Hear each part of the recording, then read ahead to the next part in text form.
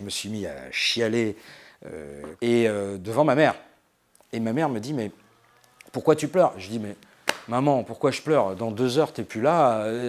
À ton avis, je pleure parce que je suis triste pour toi. Et là, elle m'a regardé, elle m'a dit, ah non, t'es triste pour toi. Parce que moi, je suis très très contente. Moi, j'attends ça depuis très longtemps. Sache que moi, ça va être un soulagement extraordinaire.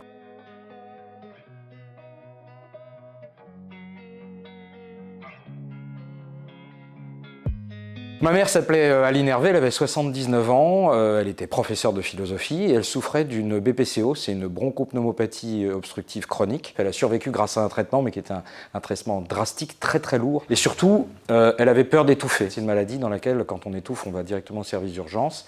Et ce qu'elle ne voulait pas, c'était mourir dans ces conditions-là. Elle nous a demandé comment on réagissait par rapport à ça. Évidemment, la première réaction, c'est de dire « mais non, c'est trop tôt, t'as encore plein de choses à vivre ». Et puis petit à petit, on a compris qu'en fait, il y avait une détermination chez elle qui était d'une profondeur et qui était presque à la limite, on sentait que si elle restait tellement à contre-cœur, elle restait tellement pour nous, c'était quelque part un peu un acte égoïste de notre part de la retenir. Le grand regret de mon père, c'était de dire c'est quand même curieux qu'on ne puisse pas faire ça chez nous, qu'on soit obligé d'aller en Suisse. On a l'impression que tous les pays autour de l'Europe, que ce soit la Suisse, la Belgique, le Luxembourg, l'Espagne, enfin tous les pays l'autorisaient sauf le nôtre.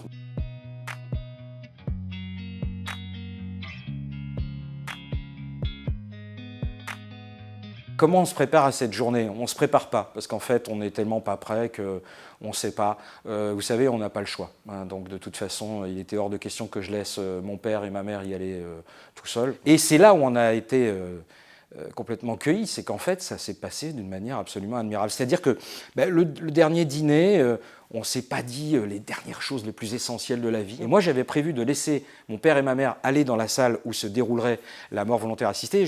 J'avais dit, moi, le dernier moment, bon, a priori, je vais rester dans l'antichambre. Et puis en fait, ça s'est passé tellement naturellement que je suis rentré finalement dans cette antichambre. Donc là, on est en présence d'un lit d'hôpital. Ma mère s'est assise, on lui a placé un cathéter donc qui permet en fait au produit létal de pénétrer dans le corps. Et là ensuite il y a une petite molette et quand la personne est prête, donc elle nous a regardés, elle a fait ses adieux d'une manière très simple en disant qu'elle avait passé une existence absolument merveilleuse sur cette planète et qu'elle nous en remerciait, comme ça. Elle a regardé tout le monde, elle a dit « je suis prête » et le médecin a dit « eh bien allez-y ».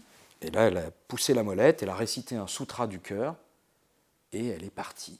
Évidemment, on est absolument triste, on est anéanti, mais j'ai été rempli à ce moment-là aussi d'un autre sentiment, une force. Alors évidemment, après, je suis allé pleurer tout seul dans un coin. Et puis tout à coup, je vois... J'avais dit à ma mère, « Maman, si tu trouves une combine de l'au-delà pour faire un signe ou machin, ou qu'il existe un truc... Et là, je me vois mon portable qui sonne, je décroche et je vois maman. What quoi? Je suis en train de pleurer ma mère devant le truc et je vois maman qui appelle. Et en fait, c'était mon père qui m'appelait, qui me cherchait partout depuis le téléphone de ma mère. Je suppose que... Vous voyez, vous êtes plus ému que moi.